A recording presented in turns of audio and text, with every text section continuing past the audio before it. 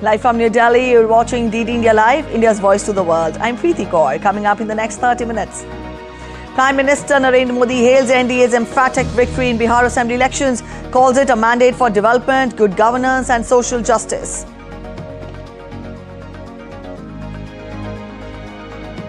National Democratic Alliance or NDA heads for landslide victory in Bihar, crosses the 200 mark.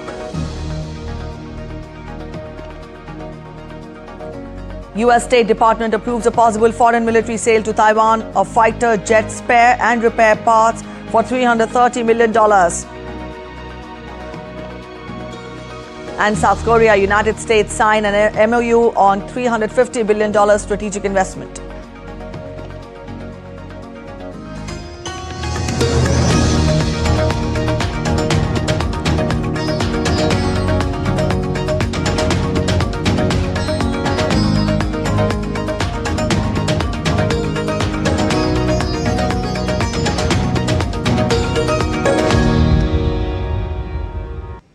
The National Democratic Alliance appears poised for a commanding and decisive victory in the Bihar state elections, with latest counting trends placing the coalition in a remarkably strong position. NDA is leading over 200 seats out of the 243 seats assembly in the state. BJP is leading above 90 seats, while its alliance partner JDU is leading above 80 constituencies. Trends reflect NDA alliance's strong organizational presence and coordinated campaign strategy. Adding further weight to the NDA's tally, Chirag Paswan's LJP has taken the lead in 19 seats, while Jitan Ram Manjhi's Hindustani Awam Morcha is ahead in 4 seats.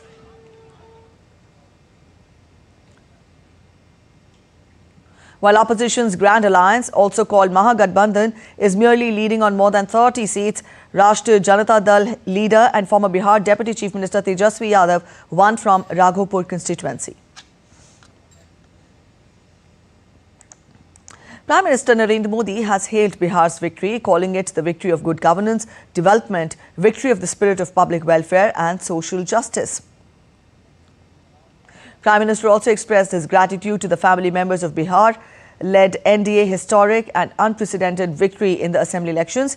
He assured that this resounding public mandate will empower the government to serve the people and work with new resolve for Bihar. Prime Minister also expressed gratitude to each worker of the NDA who has worked tirelessly for this thumping win. Prime Minister also said that the government will ensure that youth power and women power get ample opportunities for a prosperous life. Union Minister Nitin Gadkari said that the people of Bihar have given a historic mandate to the NDA, praising the government's work on development, infrastructure and employment over the past decade. Let's listen in. Bihar की जनता ने NDA को जिस प्रकार से समर्थन दिया है और बहुत ऐतिहासिक है। जातीयवाद के विरोध में और बिहार में जो डबल इंजन की सरकार ने जो प्रगति और विकास करके दिया है, उसी बात का समर्थन बिहार की जनता ने किया है। बिहार में रोड, पानी, बिजली, उद्योग, विकास और रोजगार, ये प्रश्न जो है ये प्राधान्य से सुलझाने चाहिए, लोगों की अपेक्षा है। और पिछले 10 साल में हमारी सरकार ने जो कार्य किया मोदी जी के और नीतीश कुमार के नेतृत्व में, उसको सफलता मिली है और बिहार की जनता ने यह ऐतिहासिक जीत एनडीए को दी है। The assembly polls in Bihar also saw good performance by NDA alliance partner Lok Jan Shakti Party. Ramvilas, as the party is leading on 20 seats out of 29 contested. LJP leader and Union Minister Chirag Paswan said that the people of Bihar, with their history of patience, have chosen stability and development. बिहारियों ने हमेशा संयम से काम लिया है और उन्होंने हमेशा सही का चुनाव किया है। मैं मानता हूं कि 90 का जंगल राज कतई कोई वापस नहीं चाहेगा कि किसी भी कीमत पर लौटे, और इसीलिए ना सिर्फ एग्जिट पोल के कारण मैं ये बयानबाजी कर रहा हूं, बल्कि हम सबकी मेहनत पर मुझे विश्वास है। जो एनडीए के नेताओं ने मेहनत हम लोगों ने की है और जो रुझान हम लोग को जमीन से मिले हैं, हम लोग एक बड़ी मार्जिन के साथ हम लोग सरकार बनाने जा रहे हैं। 150 का आंकड़ा हम लोग पार करेंगे, ये मेरा विश्वास है। और एक मजबूत, स्थिर और विकास की सोच वाली सरकार अगले 5 साल बिहार को बदलने की दिशा में लेकर जाएगी। And reacting to the latest trends, Minister of State for Commerce and Industry Jitin Prasad said that the people of Bihar appear to have given a clear majority to the NDA, praising both Prime Minister Narendra Modi and the performance of the NDA allies. बहुत ही सकारात्मक और उत्साहजनक रुझान आए हैं और ये दर्शा रहा है कि बिहार की जनता ने एक स्पष्ट बहुमत आदरणीय प्रधानमंत्री नरेंद्र मोदी जी के नेतृत्व में एनडीए तो कमल का फूल भी खिलता हुआ दिख रहा है और तीर भी निशाने पे लगा है और सभी घटक दल एनडीए के देखिए इतना अच्छा उनका रिजल्ट आ रहा है। परिणाम अभी आना बाकी है मगर रुझान जो है वो दर्शा रहा है कि देश की जनता और बिहार की जनता मोदी जी के साथ। All right, our correspondent Deepika Mehta is joining us from Patna. Deepika, you've had a long day, but when we talk of the victory, the performance which the NDA has put forth, it is astounding. As a reporter, you covered the elections extensively. Help us understand what have been the decisive factors that have led, NDA to garner this victory. I think Prime Minister Narendra Modi's recent tweets have answered what has been the decisive factor when we talk about it. It's been purely developmental based outcome that we have witnessed today in the result in the on the counting day of the Bihar Assembly election 2025, rising above the caste system, rising above casteism, rising above other issues, rising above the Muslim Yadav combination and the factor, the MY factor. Everybody voted for good governance, everybody voted for a developed Bihar, a developing Bihar, and everybody voted for their better future. That has been the mandate this time. When we had a word with many of the people across Bihar, not only in Patna during our coverage, to different places, to different constituencies, out of the 243 constituencies, all of them said that they want to have less number of migrants from Bihar. They want to have more job opportunities in Bihar. They want good governance here. They want better infrastructure system here. And keeping in mind all these factors, they went to vote, and we saw the voter turnout as well, which broke all the records since the past Bihar elections. And now not only the polling results broke a record, but this time the result, the mandate of the people, of the common citizen of Bihar has broken all the record, giving a landslide victory to the NDA alliance. Preeti. All right, Deepika, when we talk of elections for not just Bihar, but for any region, elections are all about surprises. Elections are all about hits and misses. What are the surprise takeaways that we look for, that we should see in the Bihar elections? You've talked about the decisive factors, but what is it that has taken the people by surprise, the surprise takeaways of Bihar elections 2025?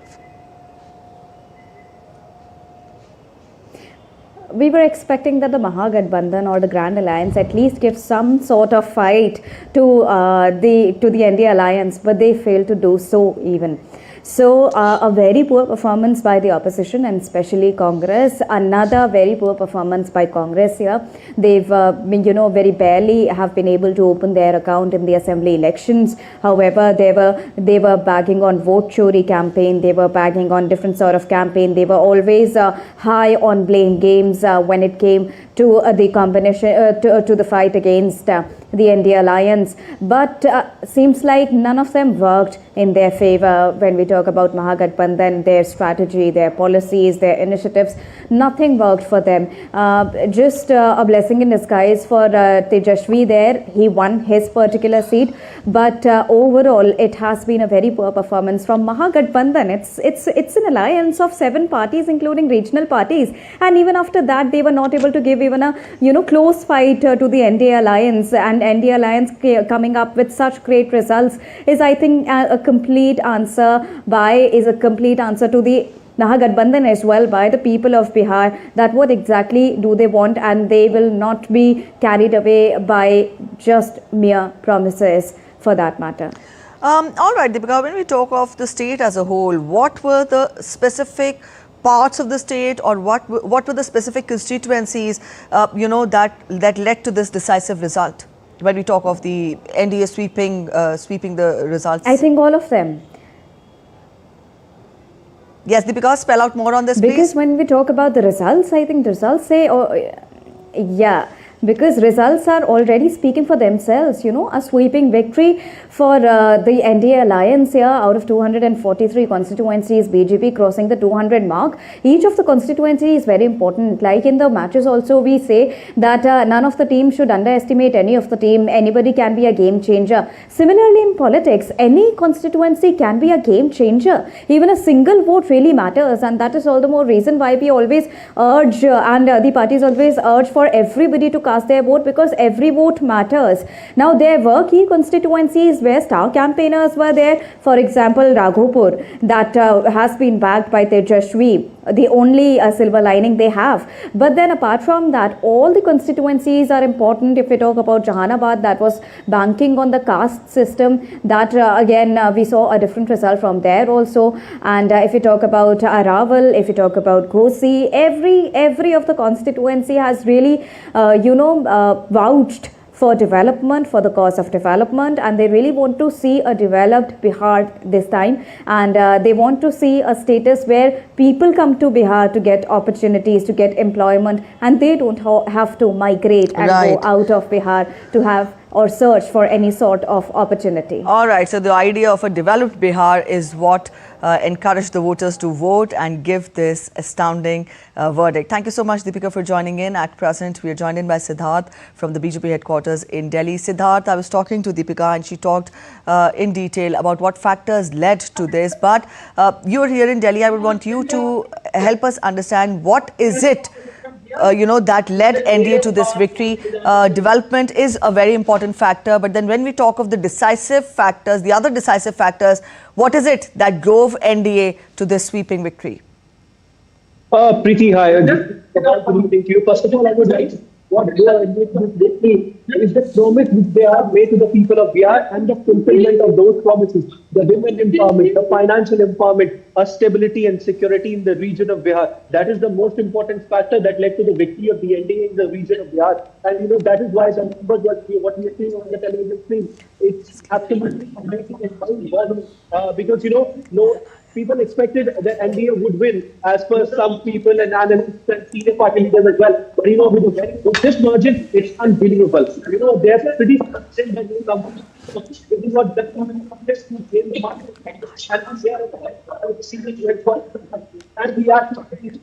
Siddharth, I'll interrupt you here. There is some disruption in your audio. We'll try getting back to you again. That was our correspondent Siddharth joining us from BJP headquarters in Delhi. There is some disruption in the audio. We'll try getting him back, but at present we are heading for a short break. You're watching DD India Live. After the break, we'll tell you about BBC apologizing to Trump over Panorama added.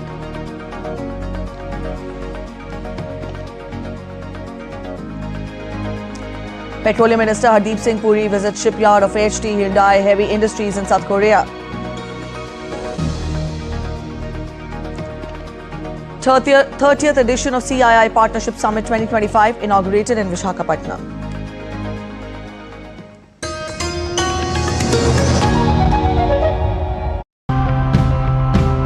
When we stop seeing ourselves as separate from the world around us, caring for our planet becomes caring for our own existence. So today, let's meet people who are showing us even small steps can bring about lasting change. I left the teaching job, started protecting palm trees.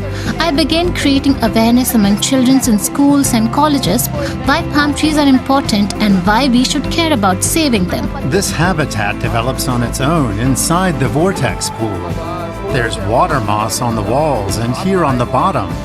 The moss growth on the walls and bottom is proof that the water quality really is improving. Past, we didn't know what conservation was or how to preserve or protect the wildlife. Now, through this restoration site, we are trying our best to carry forward a legacy of protecting the environment.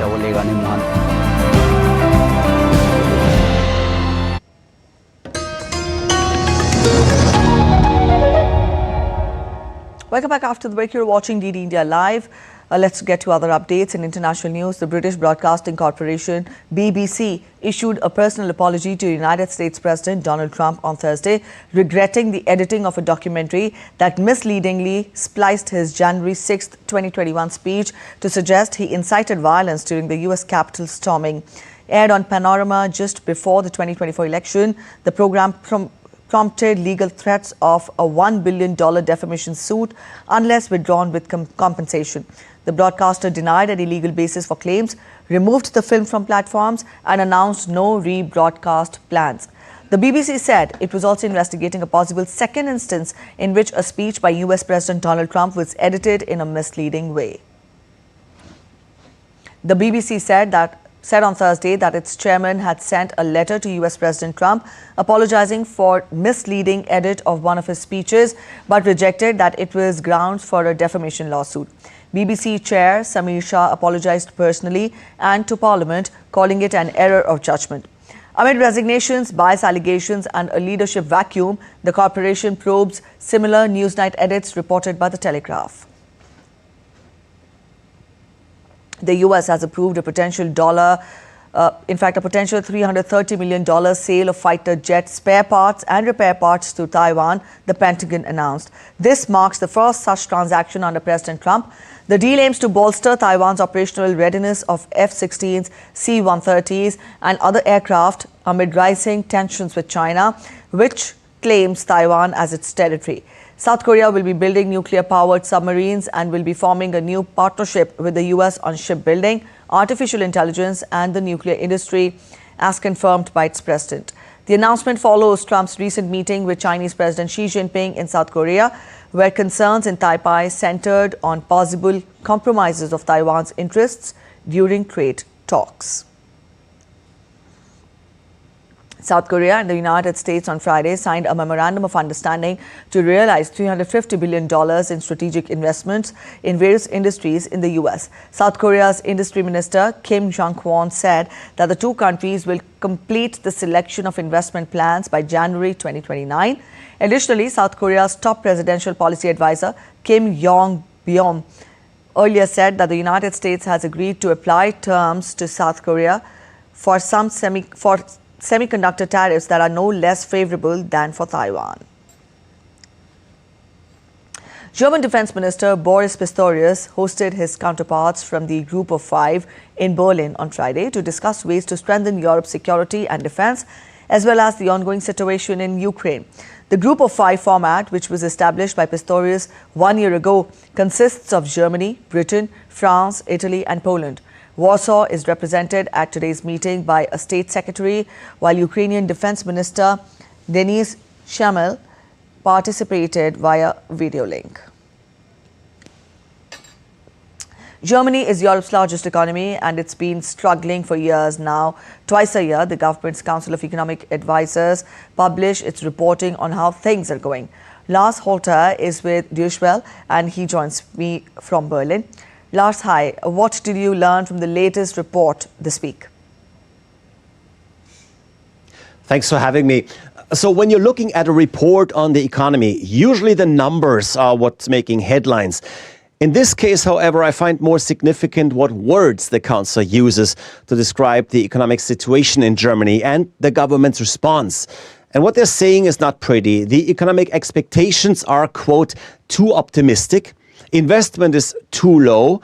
Tax reform and EU policy is too half-hearted. So all around, that's pretty bad. Now, if we do want to talk about some numbers for 2026, next year, the Council expects growth of only 0.9%. And here's that too optimistic, as the government recently put that number at a much stronger 1.3%. Anyway, it gets even worse. Of those 0.9%, the Council says that a third of the growth will be bought by government spending.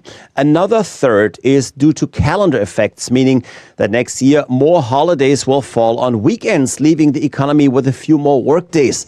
Now, outside these effects, we're looking at 0.3% of real growth, and that is very, very little. Also, Lars, the government had high hopes to strengthen the economy much faster. Get us more on that.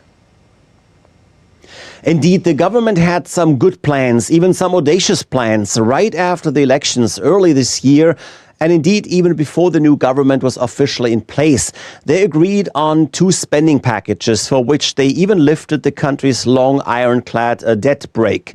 Berlin decided to invest 500 billion euros in defense and another 500 billion in strengthening the country's infrastructure. That was a bold move, and it came with all the hope for jobs and for improvement everywhere. But the Economic Advisory Council now says that the funds are not being spent fast enough and that they're not being spent the right way. They say that instead of really investing money in new projects, in building things, a large chunk has simply flowed towards the social system, into higher retirement funds for mothers, into higher tax rebates for commuters. All per se may be valuable or at least worth discussing, but this kind of spending does not support the economic growth of a country. And thus, the experts are telling the government that they're doing a pretty bad job, and they're giving the Merz government a C- for their handling of the economy. All right, Lars, are the experts also optimistic that the government can adjust its course and better strengthen the economy? If they are optimistic, they certainly didn't let us hear it. In fact, the experts are seeing so many systemic challenges that it's hard to see light at the end of the tunnel.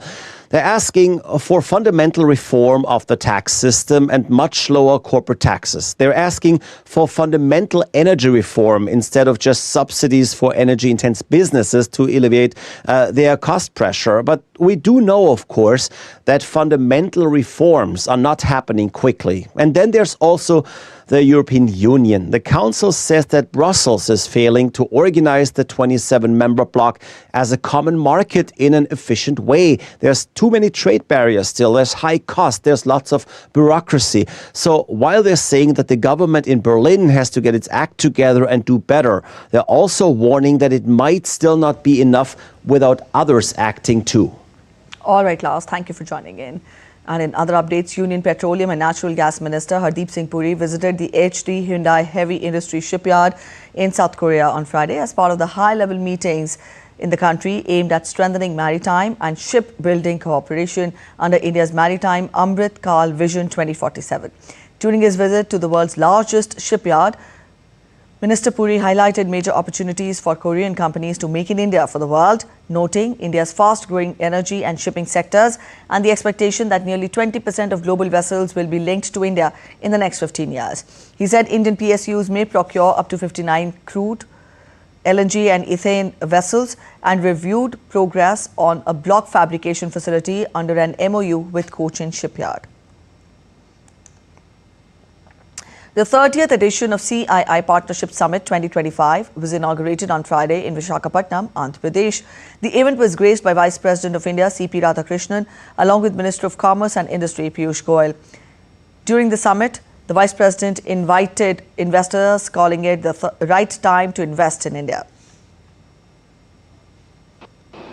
This is the right time for you to invest in the fastest growing economy of the world.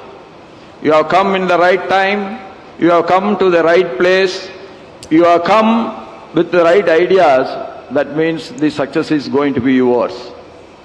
Any sector, whether it is food process, whether it is blue economy or green economy, this is the right time to invest in India, and you all are welcome. Addressing the event, Minister Goyal recommended 3 key points to expand global cooperation. Take a look. I offer 3 key recommendations to expand global cooperation. 1, let's facilitate two-way investments by lowering trade barriers and creating an open, transparent environment that enables the free flow of goods, services, and capital. 2nd, let's strengthen technology cooperation by co-developing frontier technologies and investing in high-impact innovation. 3rd, let's build and sustain trust through transparent governance and predictable policy frameworks that promote long-term partnerships. And now let's turn focus to sports. India had a perfect outing on the opening day of the first Test match against South Africa at the Eden Gardens in Kolkata. Jasprit Bumrah picked up his 16th 5-wicket haul to help India skittle out Proteas for 159 runs after South Africa's captain Temba Bavuma opted to bat first. Bumrah finished with 5 for 27 from 14 overs. For South Africa, Eden Markram's top scored with 31. Mohammad Siraj and Kuldeep Yadav took 2 wickets each, while 1 wicket went to Akshar Patel. India finished on 37 for 1 in 20 overs at the stumps, trailing South Africa by 122 runs. India lost the wicket of Yashasvi Jaiswal, but KL Rahul and Washington Sundar saw out the day for the hosts.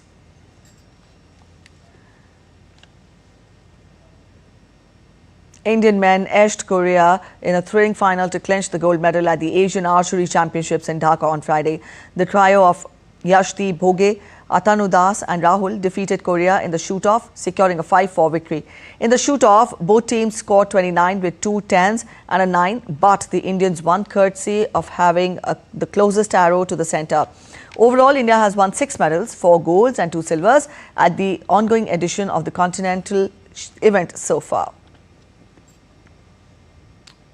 That's it in this edition of DD India Live.